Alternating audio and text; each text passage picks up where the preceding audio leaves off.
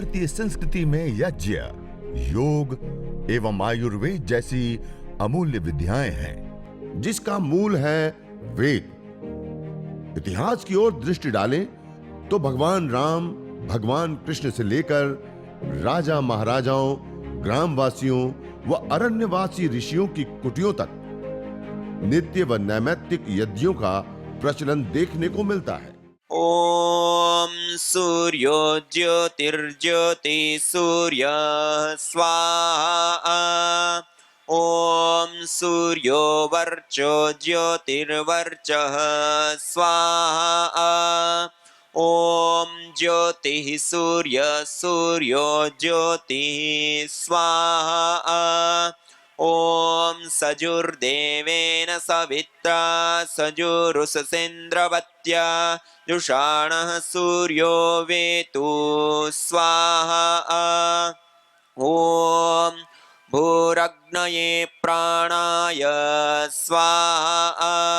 इदमग्नये प्राणाय इदन्न मम।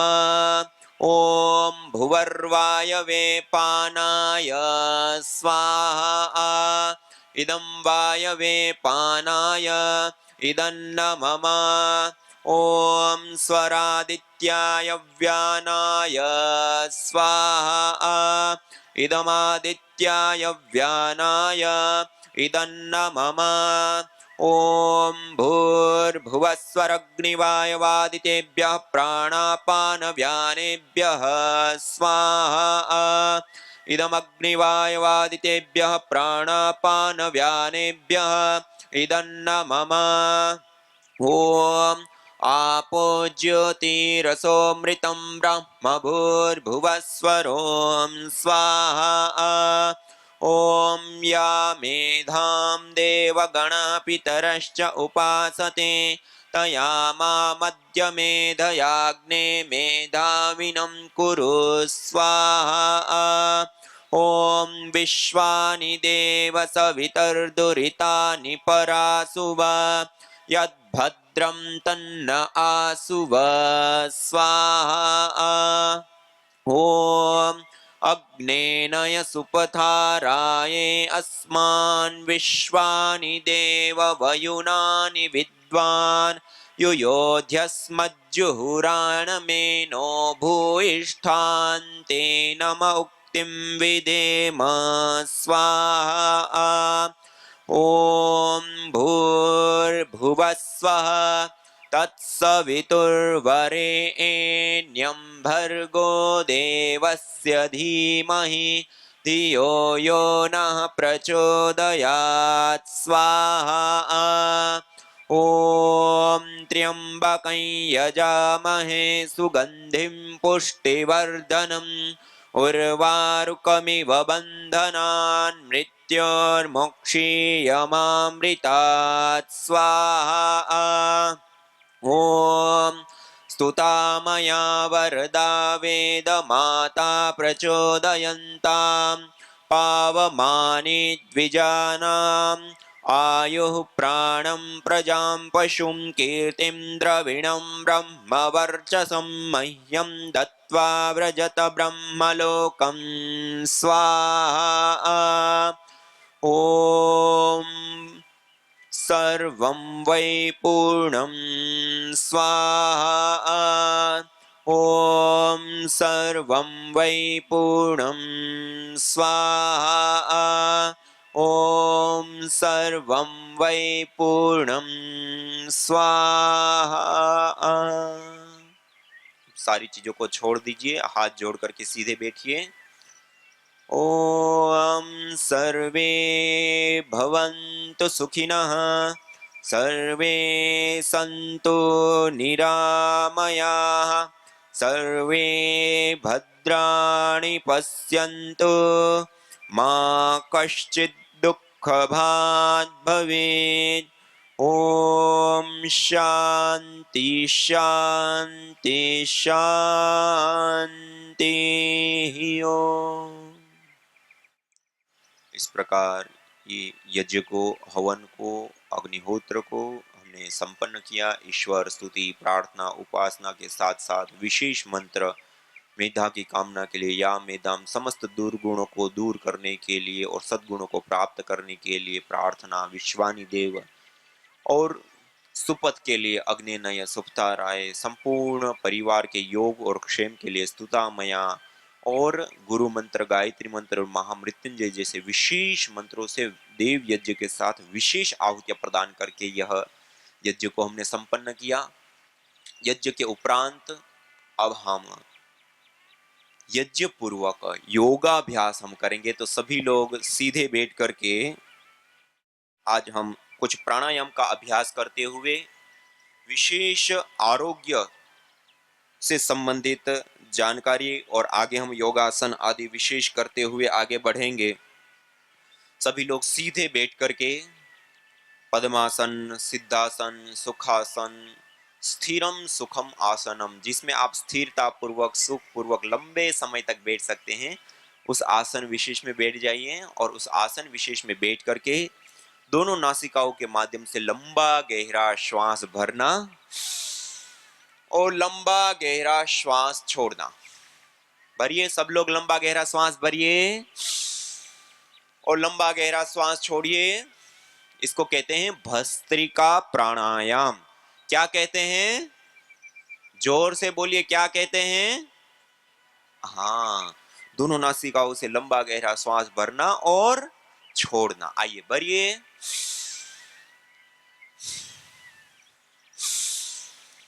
पूरे श्रद्धा भाव भक्ति से युक्त होकर के प्रभु की वंदना करते हुए लंबा गहरा श्वास भरना और छोड़ना, इसको कहते हैं भस्त्रिका प्राणायाम। इससे हमारी लंग्स की कैपेसिटी बढ़ती है, ब्लड ऑक्सीजन की मात्रा बढ़ती है, अस्थमा दमा से लेकर के लंग फाइब्रोसिस, निमोनिया से लेकर के अलग अलग प्रकार के रोगों से निजात मिलता है, मुक्ति मिलती है। रोग होते ही नहीं और हो भी गए तो ठीक हो जाते हैं। तो ऐसे भस्त्रिका प्राणायाम, लंबा गहरा श्वास भरना, छोड़ना, मंद गति, मध्यम गति, तीव्र गति, अपनी शक्ति के अनुसार गति का चयन करते हुए निरंतरता पूर्वक भस्त्रिका प्राणायाम का अभ्यास करते हैं।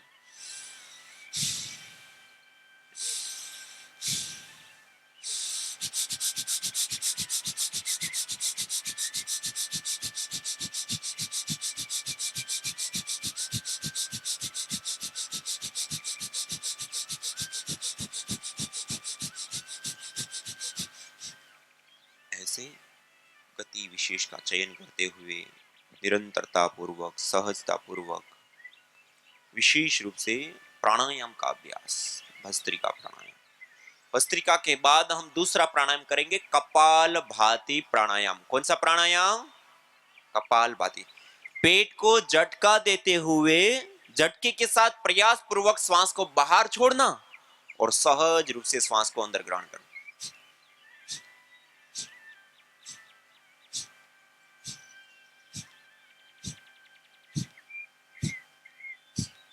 ऐसे निरंतरता पूर्वक, सहजता पूर्वक, एकाग्रता पूर्वक करेंगे।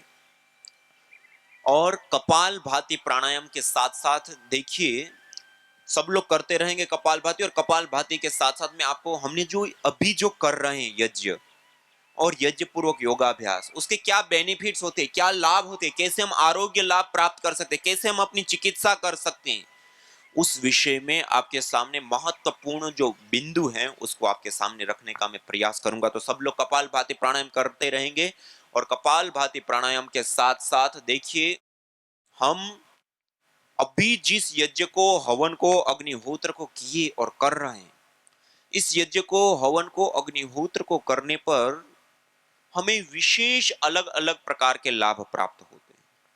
उसमें से एक महत्वपूर्ण और विशेष लाभ हमें प्राप्त होता है आरोग्य लाभ। क्या लाभ प्राप्त होता है? आरोग्य की सिद्धि। कपालभाति करते रहिए, सब लोग कीजिए पूरी श्रद्धा भाव भक्ति के साथ, अनुष्ठान की भांति। अब यज्ञ कैसे आरोग्य देता है? देखिए, अग्नि के अंदर हम क्या करते हैं, अलग अलग द्रव्यों की आहुति देते हैं ना, गाय का घी, अलग अलग जड़ी बूटियां। जब कोई भी पदार्थ अग्नि के अंदर पड़ता है तो अग्नि उसको रूपांतरित कर देती है। क्या कर देती हैं? रूपांतरित।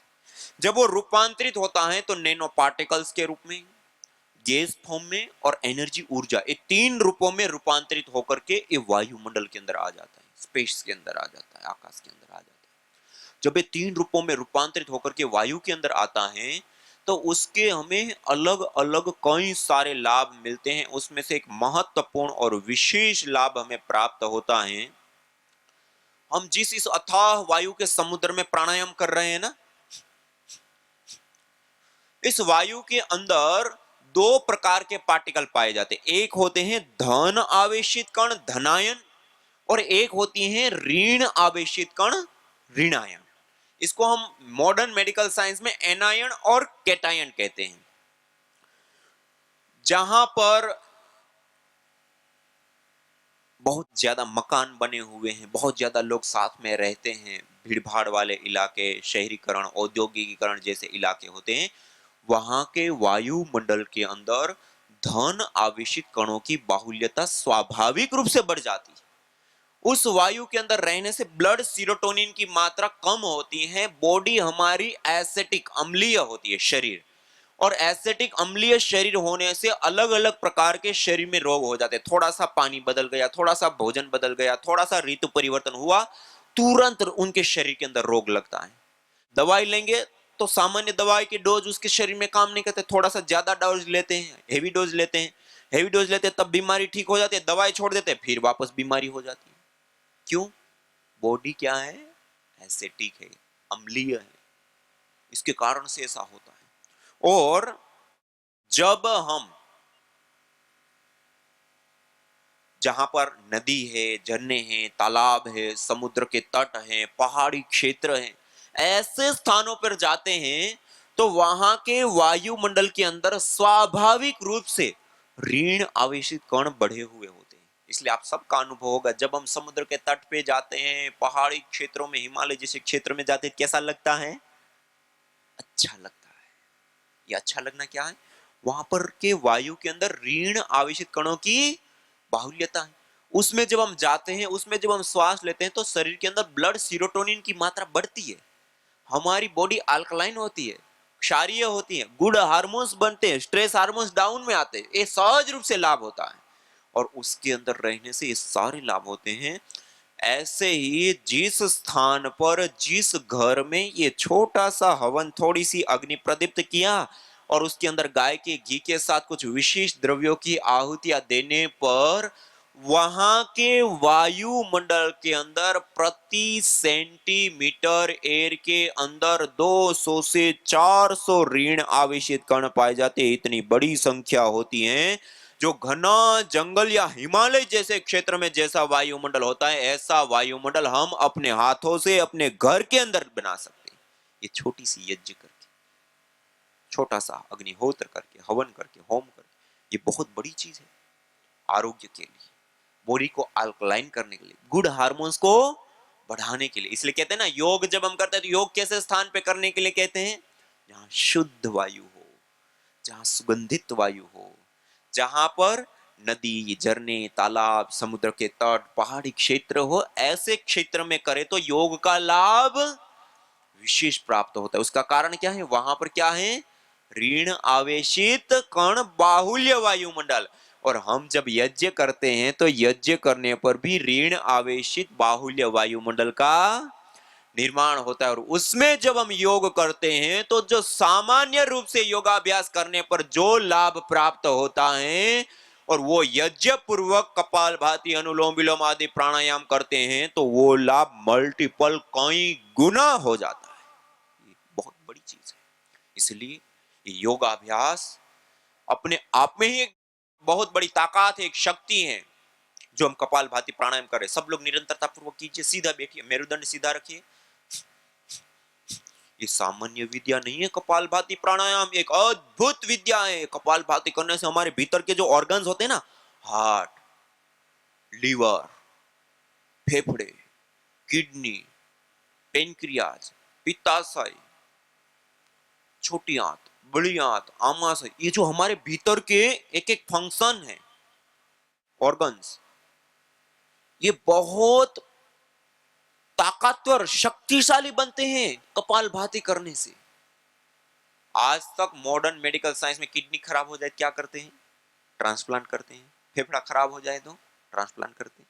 मानी मॉडर्न मेडिकल साइंस में जब हमारा कोई अवयव कार्य करना बंद कर देता है तो उसको निकाल देते हैं और दूसरा डालना पड़ता है। जबकि हम यज्ञ करते हैं और यज्ञ पूर्वक योगाभ्यास करते हैं तो वो डिजर्नेट हुए सेल वापस रीजर्नेट हो जाते हैं। जो फेंकने लायक किडनी होती है वो वापस कार्य करने लग जाती है। ये बहुत बड़ी विद्या है। जिनका क्रिटिनल लेवल बढ़ गया है 18 तक चला जाता है उसका भी नॉर्मल आ जाता है। जिनकी किडनी फेल हो गई है वो किडनी वापस कार्य करने लग जाती है। ट्रांसप्लांट नहीं कराना पड़ता है। तो ये कपालभाति कहीं स्टोन हो जाते, पित्ताशय में स्टोन हो जाते, किडनी में स्टोन हो जाते हैं, नलियों में स्टोन हो जाते हैं, पथरी हो जाती है। कपालभाति करने से पथरी भी गल जाती है। शरीर में कहीं गांठ हो जाती है, ट्यूमर हो जाती है, असंतुलित रूप से जो कोशिकाएं बढ़ जाती है, ट्यूमर गांठ हो जाती है। कपालभाति करने से गांठें भी घुल जाती है। कहीं हड्डी बढ़ जाती है तो हड्डी भी, कई लोगों को नासिका की हड्डी बढ़ जाती है, कई लोगों को पैर की एडी की हड्डी बढ़ जाती है और उसके कारण दर्द होता है, पीड़ा होती है। कपालभाति करो, हड्डी भी वापस अपनी शेप में आ जाती है। ये इतनी बड़ी विद्या है। पूरे अंदर के जो सिस्टम होता है ना, वो सिस्टम को बैलेंस करने की विद्या है प्राणायाम। कपालभाति प्राणायाम से हड्डियां, गांठें, कैंसर ठीक हो जाता है। लेकिन उसमें फिर लंबे समय करना होता है। जितना बड़ा रोग उसमें उतना ज्यादा टाइम करना होता है। कपालभाति, अनुलोम विलोम, भस्त्रिका आदि प्राणायाम जितना कम उतना सामान्य अवस्था में। और स्वस्थ व्यक्ति को हमेशा स्वस्थ रहने के लिए 10-15 मिनट कपालभाति जरूर करना चाहिए। सीधे बैठ करके पूरी श्रद्धा भाव भक्ति से युक्त होकर के सब लोग कीजिए। सीधे बैठिए, पूरी श्रद्धा भाव से युक्त होकर के कीजिए।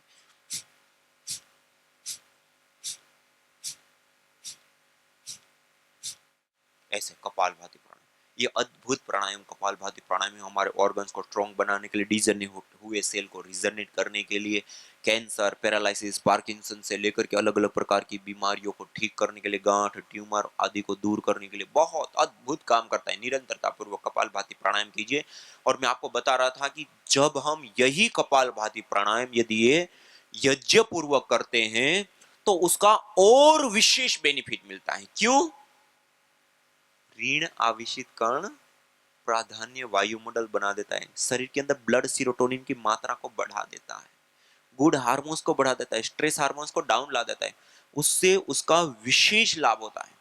उसके साथ साथ एक महत्वपूर्ण और विशेष, जब हम अलग अलग जड़ी बूटियां भी आहूत करते हैं ना अग्नि में, जड़ी बूटियां और गाय का, देखो गाय का घी भी अपने आप में एक बहुत महत्वपूर्ण भूमिका निभाता है। गाय के घी के अंदर सेचुरेटिव फैटी एसिड होता है। उसके जलने पर कीटोन्स बनते हैं।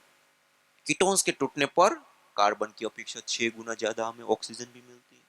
उसके साथ साथ जो हम जड़ी बूटियों की आहुतियां देते हैं, उस जड़ी बूटियों के अंदर अपने एरोमेटिक्स ऑयल्स हैं, मेडिसिनल कंपोनेंट्स होते हैं, वो भी साथ साथ में उस वायु के अंदर आते हैं। अब थोड़ा सा सूक्ष्म व्यायाम करते हुए कुछ बातें आपके सामने रखते हैं और फिर उसके बाद हम अगले प्राणायामों का अभ्यास करेंगे। अपने दोनों पैरों को आगे की ओर ऐसे खोल दीजिए और दोनों पैरों की उंगलियों को सामने रखते हुए ऐसे आगे दबाइए और खोलिए। ऐसे कुछ सूक्ष्म व्यायाम का अभ्यास करते हुए देखिए, मैं आपको बता रहा था यज्ञ के अलग अलग डिफरेंट लाभ। उसमें से जब हम ट्रीटमेंट करते हैं, चिकित्सा करते हैं, तो आयुर्वेद के अंदर चिकित्सा प्रकरण में 3 प्रकार की चिकित्सा पद्धतियां बताई। कितने प्रकार की? 3 प्रकार की। एक होती है देव व्यपाशय चिकित्सा, एक होती है युक्ति व्यपाशय चिकित्सा और एक होती है सत्वावजयी चिकित्सा। यज्ञ को देव व्यपाशय चिकित्सा कहते हैं। क्या कहते हैं? देव व्यपाशय चिकित्सा, देव चिकित्सा है। न होता प्रदूषण और रोगों का वार, करते यदि यज्ञ योग पेड़ पौधों का विस्तार, यज्ञ योग पेड़ पौधों का विस्तार। यज्ञ शिष्टा सिनः संतो मुच्यन्ते सर्वकिल्बिषैः, भुंजते ते त्वघम पापा ये पचन्त्यात्म कारण। अर्थात जो यज्ञ शेष बचे हुए अन्न का पान करते हैं, प्रसाद को प्राप्त करते हैं, प्रसाद को ग्रहण करते हैं, वह मुच्यन्ते सर्वकल्पिशैः सभी प्रकार के पापों से, दोषों से मुक्त हो जाते हैं। भुंजते तु त्वघम पापा ये पचन्ति आत्म कारणा, जो केवल अपने पेट की आपूर्ति के लिए अन्न को पकाते हैं, वह अन्न नहीं अपितु पापी लोग पाप का भोग कर रहे हैं। और जिस प्रकार से प्राचीन ग्रंथों में, प्राचीन शास्त्रों में यज्ञ की महिमा बताई है, परम पूज्य श्रद्धेय स्वामी जी महाराज, परम पूज्य श्रद्धेय आचार्य श्री महाराज के मार्गदर्शन निर्देशन में PRI पतंजलि रिसर्च इंस्टीट्यूट के अंदर इस यज्ञ के ऊपर विभिन्न प्रकार के बहुत सारे अनुसंधान शोध हुए। उसमें जैसे हम अलग अलग जड़ी बूटियों से जब हम आहुतियां प्रदान करते हैं और उससे उठने वाला जो यह धूम्र होता है, इस धूम्र को केमिस्ट्री लैब में GC-MS gas chromatography mass spectroscopy, एक माइक्रो लेवल पर गैस को एनालाइज करने की तकनीक होती है। जब हम एक हाई लेवल की रिसर्च करते हैं तब ये वाली टेक्नोलॉजी का प्रयोग करते हैं। और इसका प्रयोग करने पर जब यज्ञ के धूम्र को एनालाइज किया गया तो उसके अंदर विभिन्न प्रकार के अलग अलग फाइटोकेमिकल्स, मॉलिक्यूल्स, जब हम अलग अलग बीमारियों से रुग्ण हो जाते हैं, रोगी हो जाते हैं, और उसके बाद जब हम उपचार लेते हैं, उस उपचार के रूप में जो हमें दवाइयां दी जाती है, औषधियां दी जाती हैं, उसके अंदर जो अलग अलग कंपोनेंट्स, मॉलिक्यूल्स दिए जाते हैं, जैसे anti inflammatory, antioxidant, anti cholesterolic, anti cancerous, ऐसे अलग अलग जो मॉलिक्यूल्स, कंपोनेंट दिए जाते हैं, वो इस यज्ञ के धूम्र के अंदर गैस फॉर्म में, अवेलेबल रूप में मौजूद होते हैं। और इस यज्ञ के धूम्र को जब एनालाइज किया गया तो बॉडी को डिटॉक्सिक करने के लिए जो हम एंटीऑक्सीडेंट कंपोनेंट लेते हैं, वो भी इस यज्ञ के धूम्र के अंदर होते हैं। सूजन, इंफेक्शन, दर्द आदि के लिए एंटी एफ्लिमेंट्री कंपोनेंट्स लेते हैं, वो भी इस यज्ञ के धूम्र के अंदर होते हैं। हार्ट आदि की समस्या के लिए एंटी कोलेस्ट्रोलिक कंपोनेंट्स लेते हैं, वो भी इस यज्ञ के धूम्र के अंदर होते हैं। कैंसर आदि हो जाता है तो उसके लिए एंटी कैंसरस कंपोनेंट्स लेते हैं, एंटी एंजियोजेनी आदि, वो भी इसके अंदर होते हैं। इसी प्रकार से एंटी ट्यूबरकुल, असंतुलित रूप से कोशिकाओं का बढ़ जाना, गांठ हो जाती है, कैंसर में कन्वर्ट हो जाती है, ऐसे रोगों को ठीक करने वाले कंपोनेंट्स भी इसके अंदर पाए गए। इसी प्रकार से एंटी ब्यूटाजेनी, हमारे जीन्स में आने वाले बदलावों को भी रोकने वाले मॉलिक्यूल्स, कंपोनेंट्स गैस फॉर्म में इस यज्ञ के धूम्र के अंदर होता है। ये यज्ञ का धूम्र एक विशुद्ध मेडिसिन होता है। और इस यज्ञीय वायुमंडल के अंदर जब हम योगाभ्यास करते हैं तो उसका हमें और विशेष लाभ प्राप्त होता है। यज्ञ भारतीय संस्कृति का मूल है। तो आइए हम संकल्प लें, संसार के श्रेष्ठतम कर्म यज्ञ को अपनाएं, पिंड और ब्रह्मांड में संतुलन कायम करने वाले यज्ञ को अपने जीवन का अभिन्न अंग बनाएं एवं प्रकृति मां के प्रति अपने ऋणों को अदा करें। विश्व स्वास्थ्य का एक नारा, यज्ञ से होगा जग उजियारा। भारतीय संस्कृति की अमूल्य विरासत यज्ञ की महिमा को जानने हेतु वैदिक चैनल पर प्रतिदिन प्रातः एवं सायं 11:30 बजे यज्ञ महिमा कार्यक्रम से जुड़े। विशेष जानकारी हेतु संपर्क करें। मोबाइल 9068565306।